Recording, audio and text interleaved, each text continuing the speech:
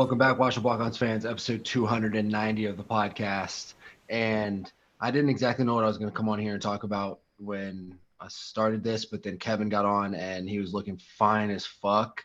And I feel like one of those girls from across the bar that's trying to like show her tits just enough to get this dude's attention so that he comes over and tries to get with her. So to be honest, man, Kevin, you got to stop showing up looking so damn pretty, Cleaver. Well, I mean, if you're gonna show your tits, then I'm just gonna keep showing up like this, man. So. That's really fair, man. There's truly, I wouldn't give up this podcast for the world, man. I wouldn't. You have a number. Everybody has a number for everything. Well, okay. Well, if we really want to get into it, I would sell out. I'd sell out for a probably smaller fee than most would respect me for. But hey, I'd sell out for a 3-round fight with each of these beat writers. Oof. And they are on the agenda tonight, boys. We've got a lot to talk about. Oh my. I want to start with well, before we get to some fucking drama BS, which is great that our show allows us to talk about it. And we could just say whatever we want because we don't have some editor or publisher or boss who's like, sorry, you're fired because you said this or you said that. Like we can literally, I mean, if you listen to DHT, Drake's putting some incriminating shit out there. Wowza. Hey, DHT is on the down low, people. No snitches. Yeah. Kevin, you would not be proud of DHT. No, it just makes me want to go check the Discord for my weekly checks, see what crazy shit is going on in there. Yeah, man. It's oof. The Discord's like a debrief of DHT every week. So right before I got on this podcast, Drake sent us a Snapchat of the maple soaked pancake Jenis ice cream. I am a massive Jenis ice cream fan. For any of you lucky. Dude, Jenis is the king, aka the queen of all ice creams, bar none. I've eaten a lot of ice cream, more than Clover. And dude, I ate a pint a day for 100 days, dude. That's why my gut's all fucked up. You can't touch that. Lifetime, I have you smoked, bro. No, you don't, because growing up, we each ate a ton of ice cream. And then in college, you might have eaten a little more ice cream, but I've already caught up. Okay. I'm not even going to argue, but okay. I would agree. Jenis is the Tom Brady of ice cream. Though they 100%. but they don't have the 22-year legacy of Tom Brady, who in fact is actually on the fucking agenda tonight as well. Because for the first time in over 2 decades, we will watch NFL football next year. And Tommy will not be in uniform, that's honestly heartbreaking to think about. It's wild. He's been, I mean, the level that he's performed at for all these years, it's truly been like, we have been absolutely spoiled to get to watch that guy for 22 years, but it is super surreal that it's over. Yeah. Like time is undefeated, which is a son of a bitch because it was fun to watch him play football. And that's the thing, man. It's almost like I think if he wanted to, he's still got 3 years left in him physically. Dude, he was a top 5 MVP candidate this year for sure. He might have even been top 3. Like he threw for an insane amount of touchdowns and yards. You guys know. And he was still playing at a high level. Oh, the highest level. Now he has some absolute needs. Like he has to have an elite offensive lineman because he can't, like if Tom Brady's playing in that game where the Titans sack Joe Burrow 9 times, well, Tom Brady's broken the next day. So, right. And Tom evolved over the years to get really good at throwing it away or just going down to a knee, just kind of like taking it. And he also was so good that wherever he went, they were going to pack a wall in front of him, build the wall. But yeah, man, he's Man, he was good. And I always admired him so much. I love greatness. I love watching LeBron. I love watching Tom. I love watching anybody who's the best at what they do. And I was always really, really jealous of like the people who grew up in the 90s and were not, we were born in 94. We're there to watch Jordan play basketball, like see him on TV. We see highlights and stuff, but we never got to, we were not there during the glory years. So to see Tom, that's our Jordan. And you guys, I mean, it's the end of an era. I think ESPN put a graphic out like Ben's gone, Eli's gone, Peyton's gone, Phillip Rivers gone, Drew Brees is gone, and now Tom. Like the era of football that we grew up watching is over. Gone. It's a new age. It's a new age in the NFL. And the weirdest part is the guys who are all taken over are guys that we played against. Are either our age or sometimes younger. Yes. Yeah, which that is a very bizarre stage of life to be in, dude. That we just got to the older than the NFL age. Yeah. I recognized it a couple years ago with the NBA because the NBA is so young. Basketball players develop you don't physically have to. It's a different game. And I don't know what the average NBA player age is, but it's definitely younger than 27, like what we are. And I started recognizing like, all the guys on the court right now are, unless it's the Lakers who are like average age of 34 and are washed.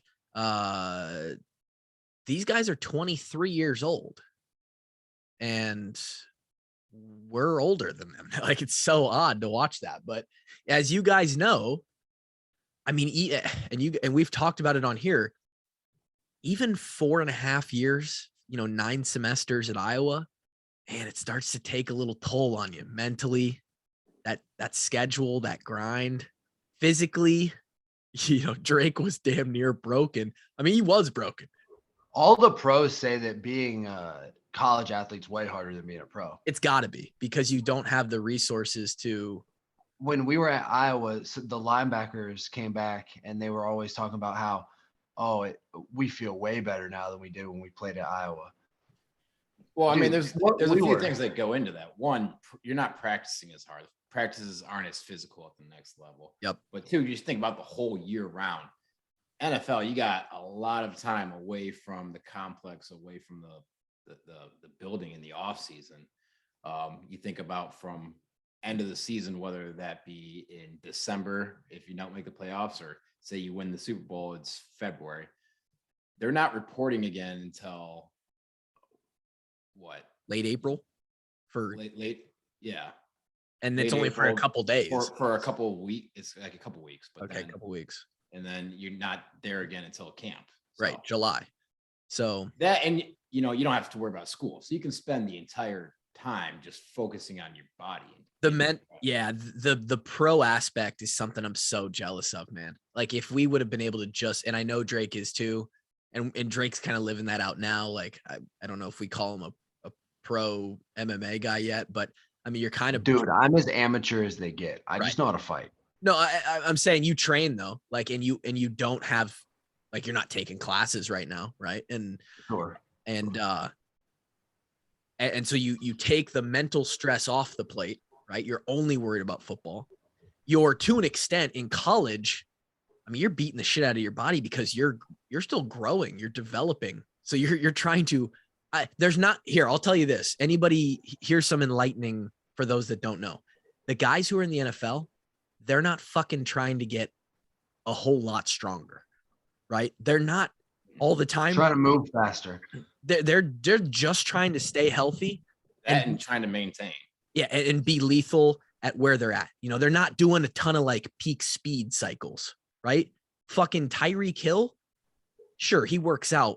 He's not trying to put any time on his 40 nowadays.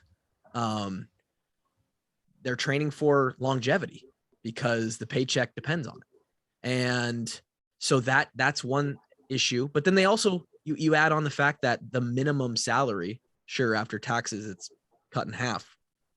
but you're looking at $600,000 to $700,000. You have the resources to get a massage once or twice a week.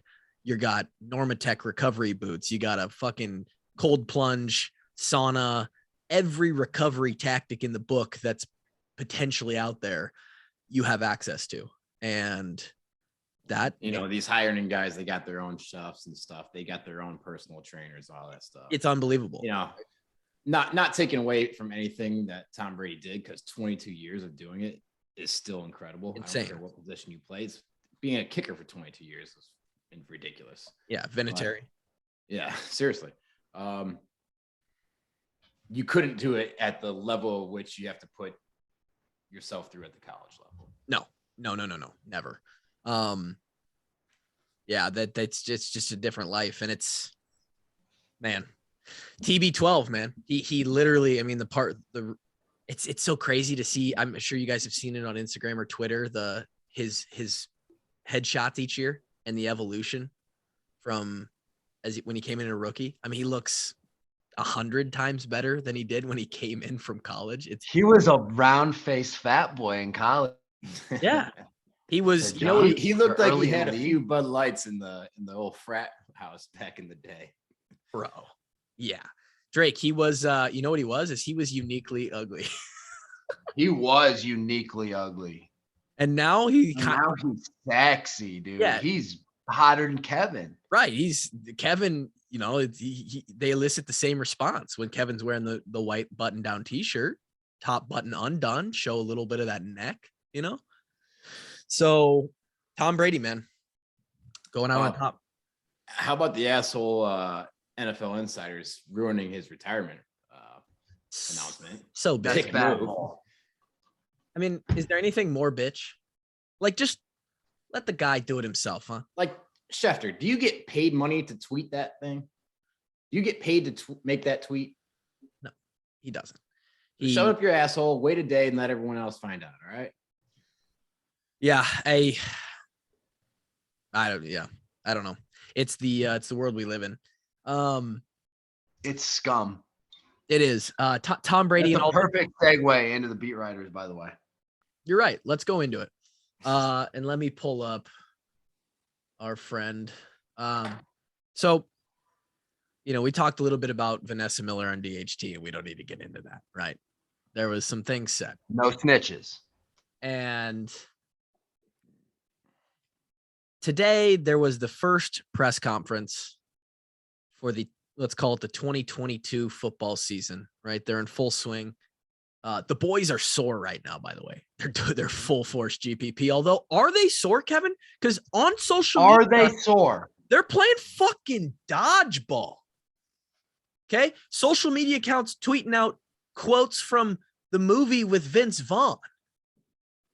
When did this turn into the fucking patty cake jump house? We bring in the slip and slide on Fridays.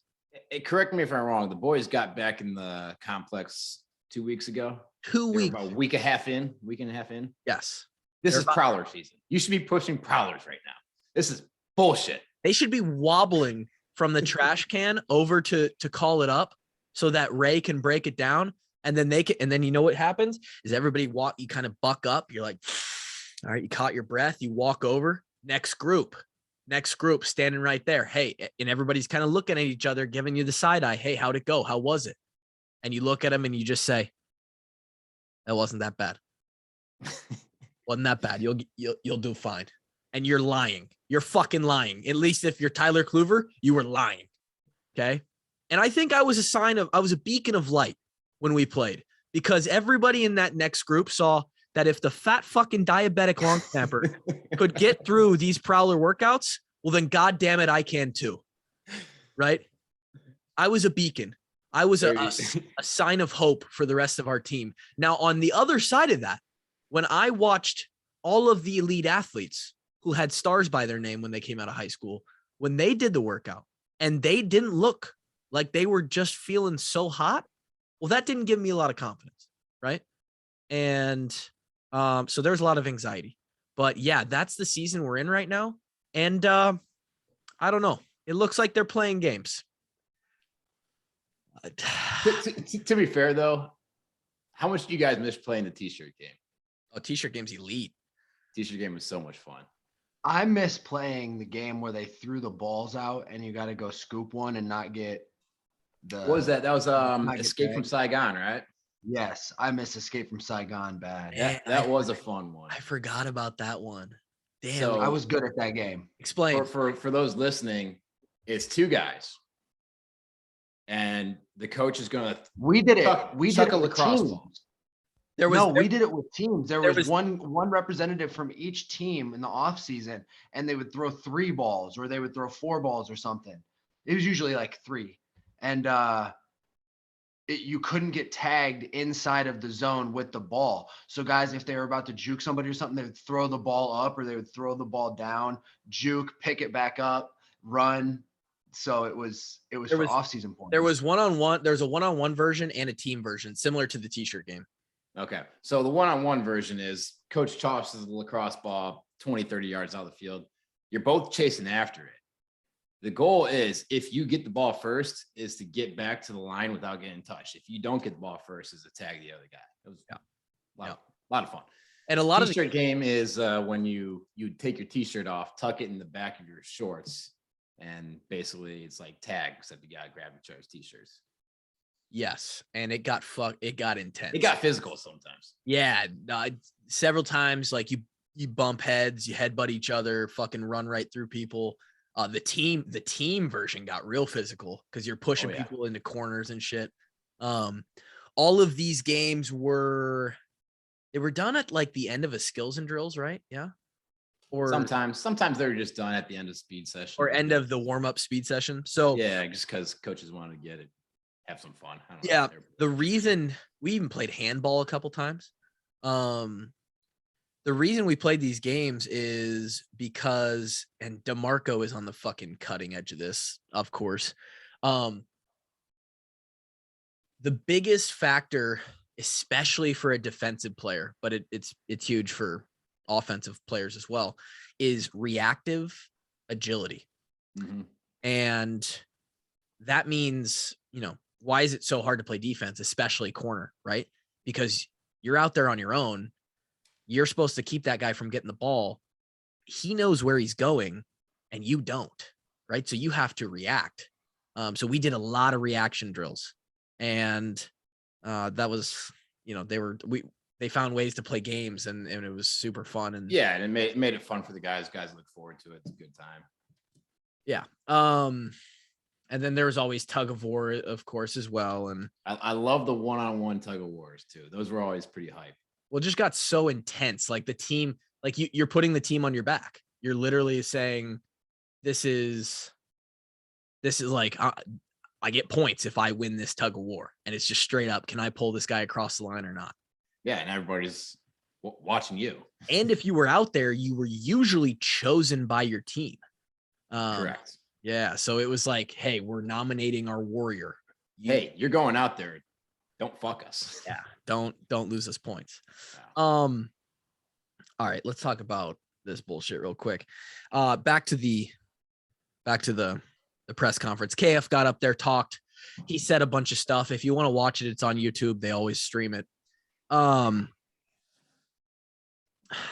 I mean, just there's a couple bad apples, and I see, and I get tagged, and I get sent messages about Rob Ho and Pat Hardy all the time.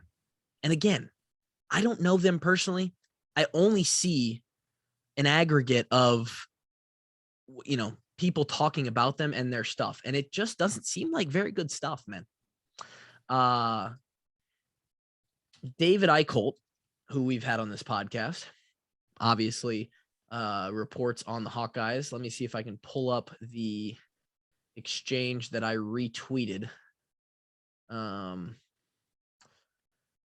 It was right here. And I did not know at the time that this was Rob Howe asking the question. Question: what's your reaction to David's recommendation that after 18 months that he felt like it was best if you stepped down? That's heavy.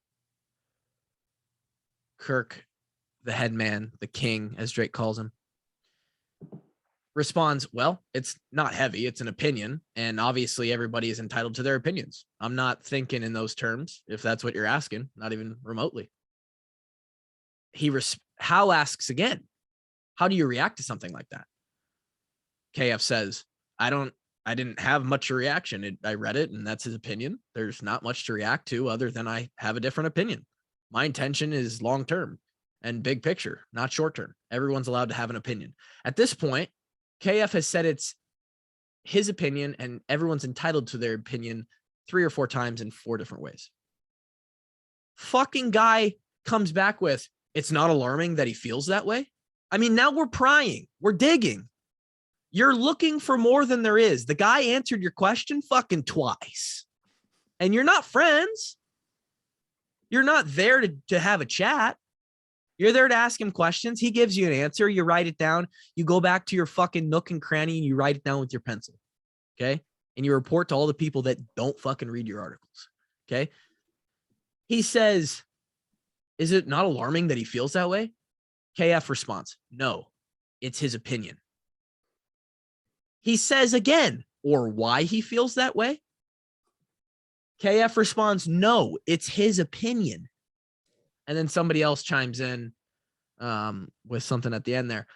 I retweeted that. Again, didn't know who wrote it, or who asked the question. I said, that's embarrassing.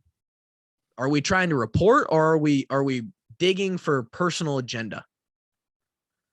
I also said, like, KF is goated just for not telling that whoever asked this question to shove their recorder up their ass. I got a little bit Drake-ish. All right. I brought the Drake out on Twitter today. I mean, that's just elite level of, I don't know what the right word is. Just cuckery. Sure. Here's where it really becomes so then literally afterwards, people are tweeting at me that the clip, and then obviously people know what Rob sounds like, and it's him, right? No surprise. So I'm like, oh, well, that makes sense. I didn't say anything else about it. Rob tweets 3 hours ago. We'll talk about questions asked at today's Iowa football press conference on tomorrow's podcast that he does with Scott Docterman. I'd rather not engage in the drama on here. It's draining and unproductive, in my opinion. I'll leave that for others. Okay. Here's the issue, bud. And again, I don't have any issue with you personally. I'll let you live your life. Don't care. Dude, I got an issue. But Drake has an issue. That's the most fucking hypocritical thing I've ever read in my life. The audacity for that fucking guy to tweet, I'd rather not engage in the drama on here. It's draining and unproductive. After he just asked those questions to the head coach of a fucking football team who's gone through what he has in the last 3 years, does he not think that being asked those questions over and over doesn't feel draining and unproductive to Coach Ferentz? Holy shit, bud. I mean, you're talking about the guy who has spewed out so much bullshit on Twitter and then comes back and says, I don't find that productive. What are you doing, bud? What have you been doing for the past 3 years? I mean, it's fucking tough. Guys. One of these days, Kluver, I'm going to pull up through Iowa, roll through Des Moines, pick up that media pass that you got. I'm going to stroll right in on a Tuesday afternoon. I'm going to go up to Rob Hum, spit in his face, and smack him in his fucking mouth. And honestly, he'd deserve it. And we're probably going to be cutting that segment right there. Nah, it's all good, but he probably deserves it. He acts like such a bitch. I'm okay with I'm okay letting him do what he does, report on what he wants to report on. He clearly has an agenda that's slid one way, and that's fine. He can do that, right? But the hypocrisy, Hall of Fame level was straight from our man KF, and Hall of Fame level. And KF's never gonna, he's never gonna bite back because he's just so clean. He's that kind of guy. Which makes it even worse that you're trying to do that to that kind of guy. It's tough, man. Yeah. Ooh. Anyway, those maple soaked pancake ice cream, man. How was it? Is it the best flavor you've had? No, the gooey cinnamon roll is still the best. So Really? Jenis makes an in-house waffle cone that is out of this world. Yeah. And you put gooey cinnamon roll ice cream in a hot waffle cone, and it is dynamite. I got the pint of gooey cinnamon roll or whatever it was, and it's not Yeah. as good. It's not as good when it's Oh, I disagree. We get the pint all the time. Oh, I did not. I like the salted peanut butter with chocolate flecks. Unbelievably Chocolate flakes? No, it's flex. Is it? Yeah.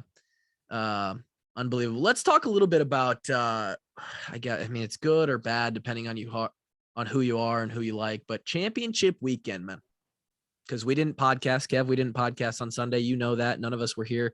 It was a day off for the boys, which, by the way, multiple people were like, hey, a little sad there's no podcast today, but we hope you enjoy your time off for the weekend. And a little bit of me was like, damn, we really got these people fiending for episodes on Monday and Thursday. Like they're locked in.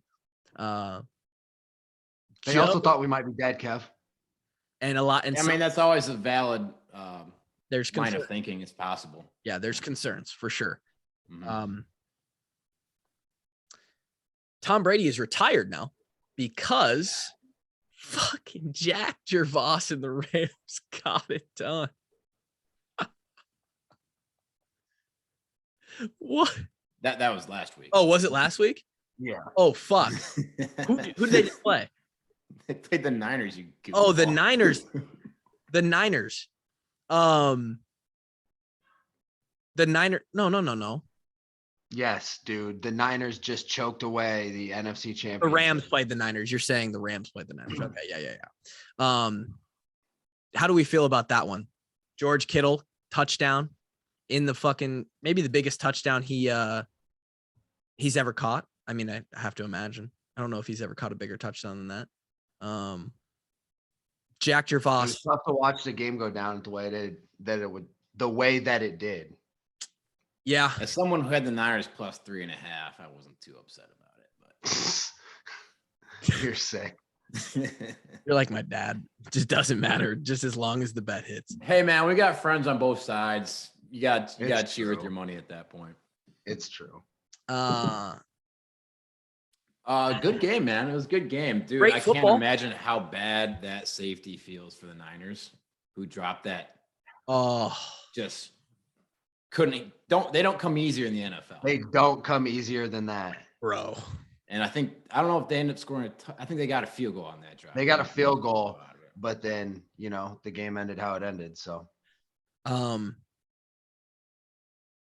is it more disrespectful that he's in the Super Bowl or the fact that Jake is wearing number 43 while he's doing it? He's wearing. That is actually truly hilarious at how bad Jake wanted to be Josie, and then now he's wearing 43 in the Super Bowl. And I didn't even think about that. That's pretty hilarious. I'm pretty shook up that Gervase is in the Super Bowl wearing number 43. Unbelievable, dude. Shout out Jake Gervase, Jack Gervase. Holy shit, bud. You're in the Super Bowl. Guy was, same with AJ, man. Shout out to Alaric Jackson. And Alaric, both incredible stories, right? Jake this year, he was only put on active roster, a month ago?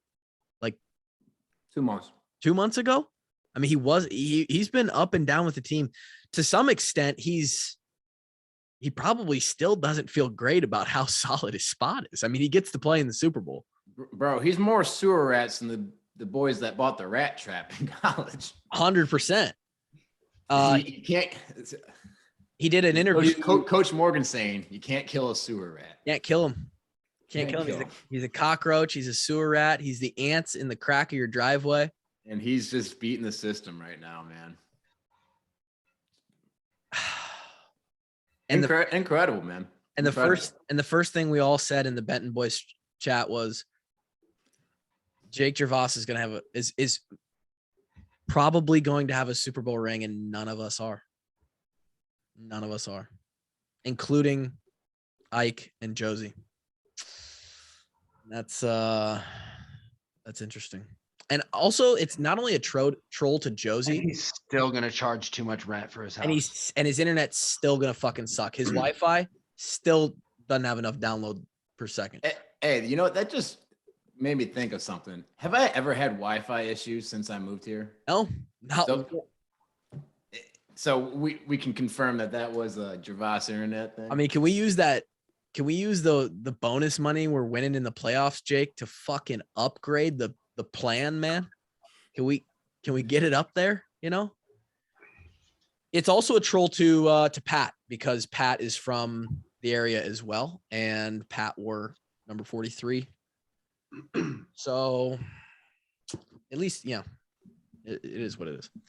Pat's birthday was just a couple days ago, I believe. Oh shoot, that's my fault, Pat. Yesterday. Happy birthday to Anger. So and then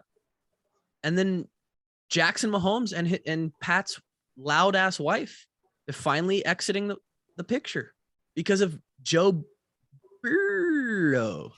He's so cold. The chain he wore into the stadium, unbelievable. The fucking swag that guy walks around. Is this guy the coolest motherfucker on earth or what? He's like Joe Namath 2.0, to be honest. And he keeps coming through. Like, nobody on earth feels more swag than Joe Burrow right now. I saw this hilarious tweet today. It was like a matchup. It's like, all right, Rams versus the Bengals. And it went down like receivers, offensive line, coaching staff, special teams, experience, home field advantage. It was like check, check, check, check, check all the way for the Rams. On the other side of the graphic was just Joe Burrow in his coat with that chain walking into the last week's game. And honestly, the Rams maybe should be worried, man. I don't know. Yeah, they should be worried. That's one of the best offenses I've seen in a while. If they can block anybody, that offense is going to give you trouble. Yeah, your first part of that sentence is your problem, because they got some dudes on that defensive line. Hey, all right, you're right. It's an issue. There ain't no chumps on the D line for the Rams. I mean, we're talking. They got some dudes in the back end too. Yeah. So and I already placed my bet. You can tell by my last two sentences who I'm going with. Ramsey is probably going to be on Jamar, right? You'd think, yes. Yeah. So that's an elite matchup. And God damn, it's going to be good football. It's going to be really good football. The Bengals are playing with house money. They have nothing to lose. They're not supposed to be here. And honestly, I watched if you listen to DHT, I talked about how I was in Omaha for the weekend watching some club volleyball. I watched the end of the Chiefs Bengals game on my phone in a Spaghetti Works restaurant. And it was special teams again, baby. McPherson, Moneyball. And it was, I have nothing against the Chiefs, but it felt a little good. Benjamin said he's going to be depressed about that one for a while. Yeah, of course. I can't imagine losing in the conference championship game ever feels good. No. Doesn't matter if you've been there every game of your career, Ben, you selfish bastard. Yeah, you son of a bitch. Been there all 4 years. I mean, the conference title game that we played in didn't feel great when we lost. So I still lose sleep over it. So PTSD from there.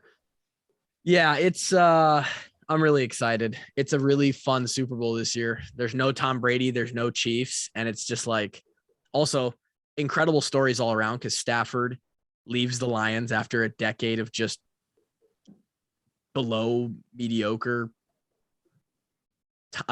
just getting his shit kicked out of him in Detroit. Yeah. I mean, the most wasted decade of a player. Probably, you'd have to. I mean, I'm sure there's others, but that's pretty bad. Year one, of course, the Rams have added other weapons, and here he is. Yeah, I mean, so here's one thing. I thank goodness for the Rams. Upper level management, owner, like GM, because this was their year. Maybe next year they are fucked. Oh, they're about screwed. 5 years. Yeah. Big time. Absolutely fucked. They have They to- don't have a first round draft pick till 2024. Yeah, and eventually Cap's gonna hit, and they're gonna have to ship out all their players, like, or something, because and that's, you play that game in the NFL, right? It's not Fucking Jake Gervase is going to be the starting middle linebacker. the starting middle linebacker is number 43, an undersized kid out of Iowa, Jake Gervase. Oh man, they'd be it. I'll be honest. I love Jake. They're in trouble if Jake's starting. Let's just say I that. love Jake too, but I love ragging on him even more. It's like my favorite thing to do. It's really, really fun. And I only like Jake, so I love shitting on him. Just kidding, Jack. You're a great guy. It's weird though. I mean, we have this with our college buddies. So that's obviously it's Jake. I have this with my high school buddies too. There's always the one friend in the friend group that everyone just loves to shit on. It's usually because they're the best at taking. What are you guys' thoughts on that? In Gervase's case, that's not it at all. It's because it's really fun to watch him get butt hurt over getting shit on. Let's be clear.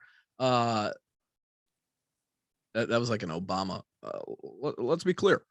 Kluver, you're also the one in the Benton chat that gets shit on. Thank you. Mm-hmm. I was gonna say let's not overlook in the core group of our age group that there's no one who has taken the massive amounts of shit that I have received really during my 4.5 years at Iowa, but then even since then, it's not even close. And I want to shout out Todd for preparing me for that, and a few other coaches along my way. Al Jones, AU basketball coach, been shit on my whole life. Okay, I was a little tubby. I have a butt chin. All right. Specialist. Like CrossFit. There's a lot of things you could bring up. You look like fucking Danny Zuko right now, Drake. That hair is wild. You are Elvis Presley in the chat. Anybody watching the YouTube, this is insane. The flow. I mean, I don't have hair. Let's highlight that. Drake does. That's unbelievable, dude. That's pretty good, Drake. You got it. I think you're a case study that we can confirm that human shit is not fertilizer for human hair, because otherwise you'd have hair like Drake. Absolutely. Because you've been shitting on your head forever. Forever, dude. Forever. And how good am I at just like it just kind of brushes right over? Yeah, that's why you turned into a sociopath. Yeah. That's definitely not true anymore, man. I cry at all kinds of shit now, and I'm thinking about other people. I actually, in fact, let's go over this because I haven't had a chance to work this into the podcast.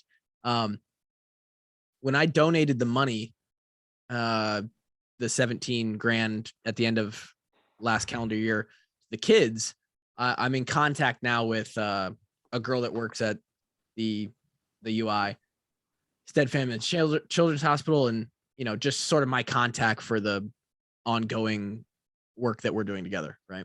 She's like, hey, we'll send you a bunch of points to shout out on the podcast if you want to like ever promote why you want people to donate and buy merch and all this stuff.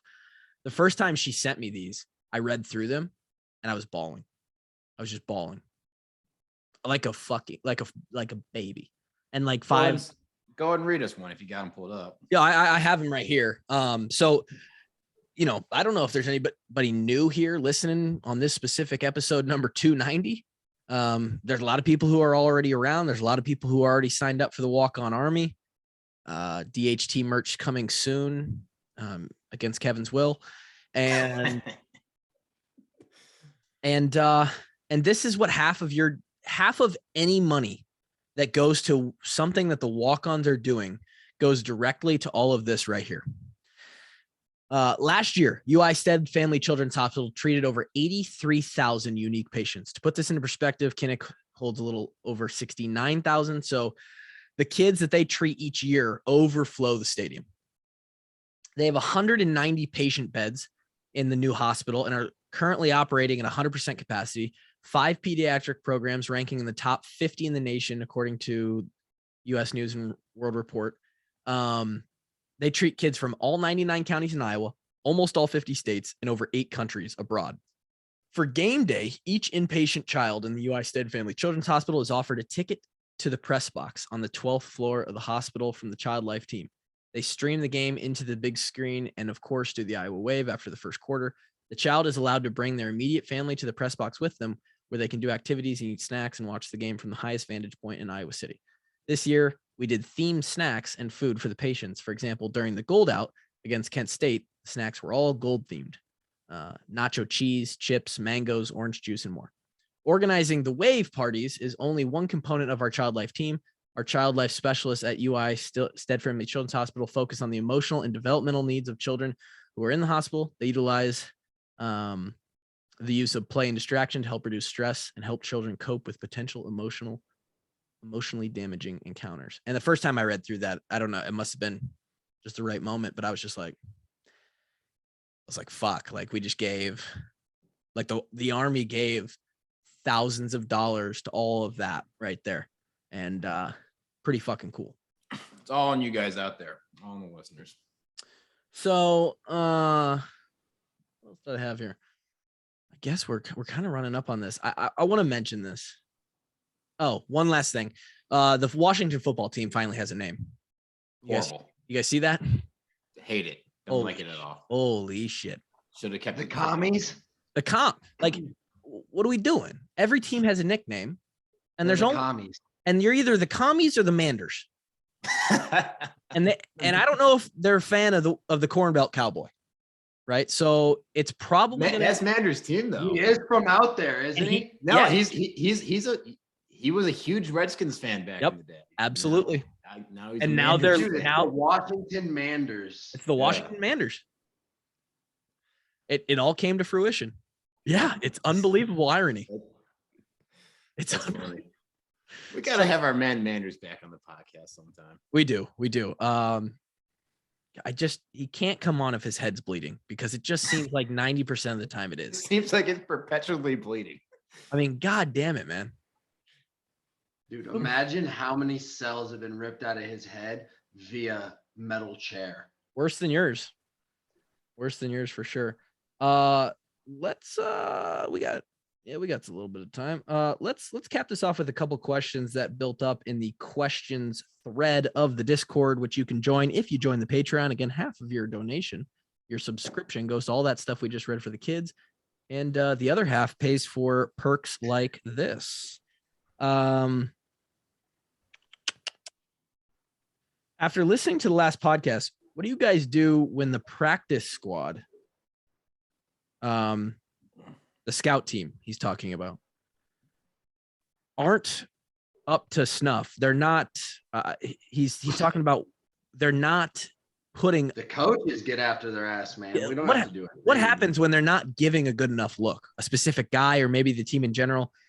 We see fantastic fireworks via the coordinators. He says when they don't even come close to the freaks that you're going to see from the other team starters like Ohio State or Michigan. And then somebody added on to that. I like this question. Was there extra defenders, or did the practice squad get a head start somehow? Or what did they do? Imagine that, like the fucking scout team's just shit. So they throw 14 guys out there. The important part is not them beating us on the play. The important thing is them being where they're supposed to be, where we expect the bodies to be when the bodies are flying. Like, it's not supposed to be full speed reps. We're not attacking these guys to try and sharpen our physical tools. We're trying to sharpen our minds so that we know exactly where we're going to be. And then you stay, you don't get dull over the week. You do stay at least a little bit sharp, but it's not like you're trying to iron's not sharpening iron on game week, I'll speak to the defensive side. It was pretty revved up. We were thudding pretty aggressively. I mean, if you listen to Jack's podcast, it's pretty full tempo over there. But to Drake's point, it's more about, you want them to give you a good look of guys being in the right spot, timing, that kind of stuff. seeing your run fits, seeing how routes are going to play out, how you're going to pattern match them. You're never going to see the level of competition you see on game day. I don't care if it's Ohio State or if it's New Jersey Institute of Technology, Sisters of the Poor. You're just never going to see that type of tempo on game day that you, or on the practice field that you see on game day. So it's really about seeing formations, plays, that kind of stuff, knowing where you want to be when you want to be there. And you guys can correct me if I'm wrong, but like for those listening and kind of wondering about that question, to help the scout team, if it's the offensive scout team, they literally look at what looks like a Madden card where the routes they're literally, it's written out. Like they're looking at exactly what they're supposed to do. So there's no guesswork from them. They're in the right spot. The work that the first team is doing is not to beat them individually, right? That's an automatic, right? Like guy gets to the next level, tries to block Jack Campbell. Jack's getting off that block, right? He's going to get to the ball. It's more about Jack gets to see where that guy's coming from. Where that block's coming from, getting off that block and being in the right fit. Right. So you're going in the A gap versus the B gap, vice versa. You know what I'm saying? Right. And it's similar in a sense on the other side of the field, like where the offense is going against the scout team D. So, of course, there's always those people, and they usually end up being guys who contribute very, very soon after, who are fucking annoying on the scout team. I think Brady Ross was maybe one of the most annoying, at least from the conversations that I was privy to before he was a contributor on special teams or anything. People absolutely hated the guy because he went 200% on scout team, and he was beating people one-on-one, and the guys on offense would get pissed because he was playing linebacker at the time, right? Yep.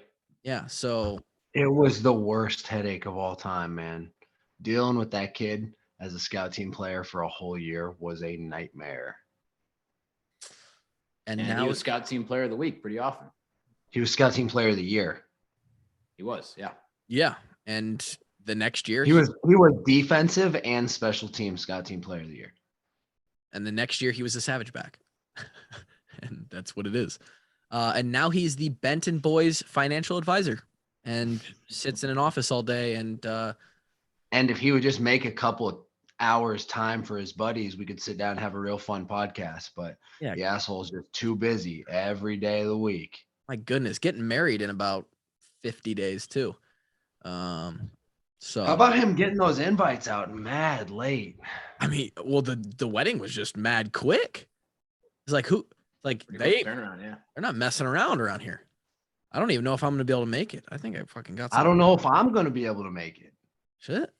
I live 10 minutes away from the place, so I don't know if you're gonna be able to make it. I'm going. Don't show up. Why not? Why would I not do that? I don't know. Just fuck you to Brady for not coming on the podcast. Drake said on the podcast. Drake said we're going to sell merch at his wedding. We're gonna bring Cheeto Finger merch and DHT exclusive to Brady Ross's wedding. So if you can find it and figure out what day it's on, we'll have a table set up. Finally, I think we'll close it down here because Drake was a little sensitive earlier about staying up too late. 3 walk-ons were awarded scholarships. They were Turner Palisard, who is the backup to the legend Monty Pottebaum.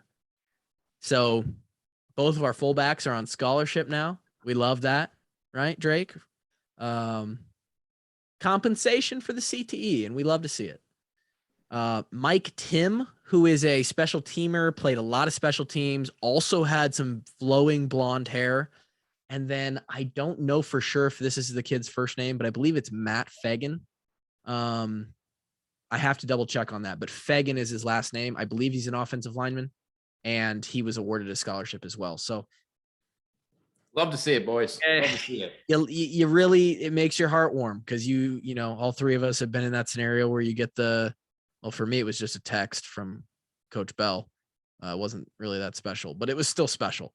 It was just the most anticlimactic. Like after 3 years. Why was it KB? I don't know. To this day, I do not know. Never talked to KF about a scholarship or anything. Only the year prior when he specifically brought me in to say, hey, we know you deserve one, but we're giving the last two to Cole Crofton and Riley McCarron. And that's just how it is. And I was like, that's fair. I was like, I get it, but this doesn't make me feel better. You got one next year. Yeah. The way I was told was in the middle of summer, I was walking out of the complex after a Wednesday summer training day. And I got a text along with another guy. It was a 3-person thread. It came from Kelvin Bell.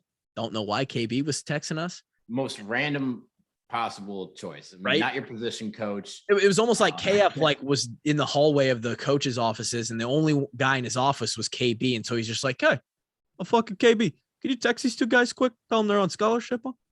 That's probably how it went. And so it literally said, Coach Ferentz needs you guys to go over to Carver and sign your scholarship papers later this afternoon. That's how I was told. Were you mad about it though? Were you? No, dude, I was in the indoor, like walking with my backpack on. I just kind of stood there for a second and I was like, huh, not how I imagine this going. But I'll take it, huh? I'll take it. Bring on the Scally check. Hell yeah. Spent that Scally check on V-Bucks for Fortnite. And ice cream that I ate, which was a larger amount than Drake. And that's about it. So anything else you guys want to Drake, how was Theo's show? It was a pretty damn good time. The openers did a good job and Theo killed. He had some new material, some material I'd heard before, but he opens up, dude, just walks out on stage. He's like, so there he goes. He just walks up on stage. He goes, some cousin got bit by a gay guy. He's so fucking. So we'll see. He's so out of pocket, dude. I love him. I love him so much. Honestly, never did I think I was gonna have Theo's number in my phone, but I do. Crazy, right? I've got a couple people like that. Like, you do some rolling with him. Yeah. Kev, you rolling? You still rolling? I'm still rolling, man. It's fun. How's it going? See me rolling. How is it going, dude? I'm big time and interested. I'm getting better, but I'm like not good by any means of the imagination. Do you play any guard? A little bit, yeah. What guard do you like? I like full guard. Okay, that's the perfect starting place. Yeah. Is that where you suck the other guy's dick, or he sucks you? Kluver, I'm gonna make you suck mine. Shut the fuck up, Cross. Oh, see, here we go. He gives it out, he dishes it out, but he can't take it back because. Nah, man, it's just fun, dude. Everyone there is a great sport because everyone's been humbled by somebody, so you get tagged. How many times have you been triangled? Oh, a lot, dude. It's the worst. I said that in my first 3 months, I had been in more triangles than the Mayans. What? The Mayans built the pyramids, supposedly, and pyramids are triangles. I think the aliens built the pyramids, dude. Yeah, but it was a good joke. Gotcha. Yeah, I recognize when someone's trying to put me in a triangle now, so I can stop it. At first, I didn't know what the hell was going on, and it's like, oh, I can't breathe. My head feels like it's gonna pop off. Hey, take me to heaven, Playboy. That's what it is. That's 290. Hopefully we covered a lot. And hopefully you thought some of this was funny and enjoyable, and hopefully you keep coming back. We're 10 episodes away from big 300, and quite honestly, we don't better have a good guest for us. Yeah, that's on Tech Guy to find someone who's kind of big time. So we'll get there. Thanks for listening. Episode 290. We'll catch you on Monday. Peace.